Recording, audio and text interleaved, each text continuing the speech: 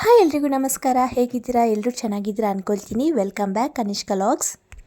ಇವತ್ತಿನ ವ್ಲಾಗಲ್ಲಿ ನಾನು ಮ್ಯಾಂಗ್ಳೂರ್ ಸ್ಟೈಲಲ್ಲಿ ಮಾಡುವಂತಹ ಬಂಗುಡೆ ಪುಳಿ ಮುಂಚಿಯನ್ನು ಮಾಡ್ತಿದ್ದೇನೆ.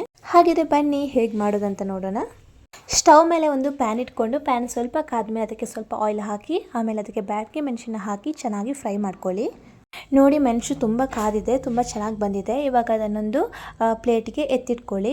ಇವಾಗ ಅದೇ ಪ್ಯಾನಿಗೆ ಸ್ವಲ್ಪ ಆಯಿಲ್ ಹಾಕಿ ಅದಕ್ಕೆ ಸ್ವಲ್ಪ ಕೊತ್ತಂಬರಿ ಬೀಜವನ್ನು ಹಾಕಿ ಚೆನ್ನಾಗಿ ಫ್ರೈ ಮಾಡ್ಕೊಳ್ಳಿ.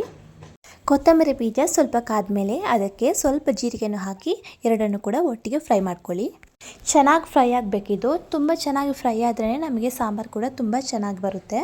ಇವಾಗ ಅದಕ್ಕೆ ಒಂದು 4ರಿಂದ 5 ಎಸಳು ಕರಿಬೇವು ಸೊಪ್ಪನ್ನು ಕೂಡ ಆ್ಯಡ್ ಮಾಡ್ಕೊಳ್ಳಿ ಮತ್ತು 3 ಕೂಡ ಚೆನ್ನಾಗಿ ಫ್ರೈ ಮಾಡ್ಕೊಳ್ಳಿ.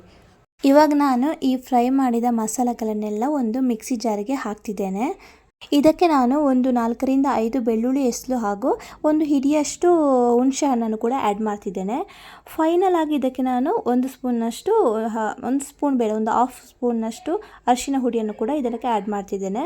ನಂತರ ಇದಕ್ಕೆ ಒಂದು ಮಿಕ್ಸಿ ಜಾರಕ್ಕೆ ಸ್ವಲ್ಪ ನೀರು ಹಾಕಿ ಇದನ್ನು ನಾವು ರುಬ್ಕೊಳ್ಳೋಣ. ಇವಾಗ ಮಸಾಲೆ ಎಲ್ಲ ರುಬ್ಕೊಂಡಾಯಿತು.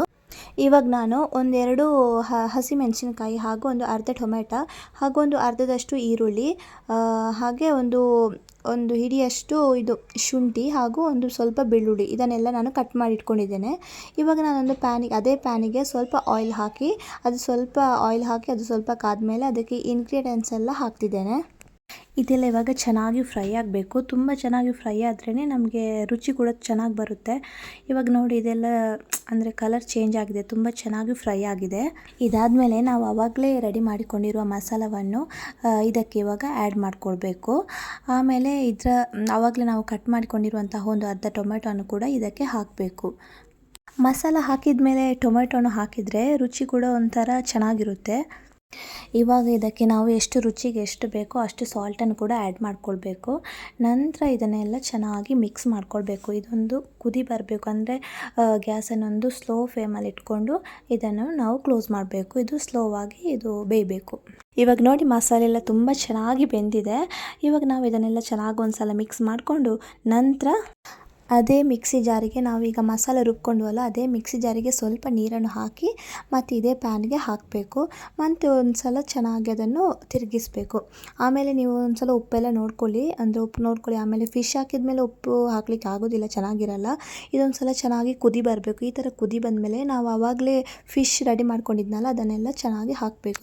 ಸ್ವಲ್ಪನೇ ಅಂದರೆ ಸೈಡ್ಗೆ ಹಾಕಬೇಕು. ನೋಡಿ ಎಷ್ಟು ಚೆನ್ನಾಗಿ ಕುದೀತಿದೆ. ನೀವು ಕೂಡ ಒಂದ್ಸಲ ಇದನ್ನು ಟ್ರೈ ಮಾಡಿ. ತುಂಬ ರುಚಿ ಅಂತೂ ತುಂಬ ಚೆನ್ನಾಗಿರುತ್ತೆ. ಇವಾಗ ನಾನು ಫಿಶ್ ಎಲ್ಲ ಇದಕ್ಕೆ ಹಾಕಿ ಆಯ್ತು. ಇವಾಗ ನಾನು ಇದನ್ನು ಕ್ಲೋಸ್ ಮಾಡ್ತಿದ್ದೇನೆ. ಒಂದು ಕುದಿ ಬರಬೇಕು. ನೋಡಿ ಇವಾಗ ನಾನು ಓಪನ್ ಮಾಡಿ ನೋಡ್ತಾ ಇದ್ದೇನೆ. ತುಂಬ ಚೆನ್ನಾಗಿ ಬೆಂದಿದೆ. ಪರಿಮಳ ಕೂಡ ತುಂಬ ಚೆನ್ನಾಗಿ ಬರ್ತಿದೆ. ಇದನ್ನಂತೂ ನಾವು ಬಾಯ್ಲ್ಡ್ ರೈಸಲ್ಲಿ ತಿಂದರೆ ತುಂಬ ಚೆನ್ನಾಗಿರುತ್ತೆ. ಬಾಯ್ಲ್ಡ್ ರೈಸ್ ಮಾತ್ರ ಅಲ್ಲ, ವೈಟ್ ರೈಸಲ್ಲಿ ಕೂಡ ಇದನ್ನು ತಿನ್ಬೋದು. ಟೇಸ್ಟ್ ಅಂತೂ ತುಂಬ ಚೆನ್ನಾಗಿರುತ್ತೆ. ಫೈನಲ್ ಆಗಿ ನಮ್ಮದು ಮ್ಯಾಂಗ್ಳೂರ್ ಸ್ಟೈಲ್ ಬಂಗುಡೆ ಪುಳಿ ಮುಂಚಿ ರೆಡಿಯಾಗಿದೆ. ನಿಮಗೇನಾದರೂ ಈ ವಿಡಿಯೋ ಇಷ್ಟ ಆದರೆ ದಯವಿಟ್ಟು ಒಂದು ಲೈಕ್ ಮಾಡಿ, ಕಮೆಂಟ್ ಮಾಡಿ, ಶೇರ್ ಮಾಡಿ, ತಪ್ಪದೆ ಸಬ್ಸ್ಕ್ರೈಬ್ ಮಾಡಿ. ಮುಂದಿನ ವಿಡಿಯೋದಲ್ಲಿ ಮತ್ತೆ ಸಿಗ್ತೀನಿ. ಅಲ್ಲಿವರೆಗೂ ಟೇಕ್ ಕೇರ್. ಬಾಯ್ ಬಾಯ್.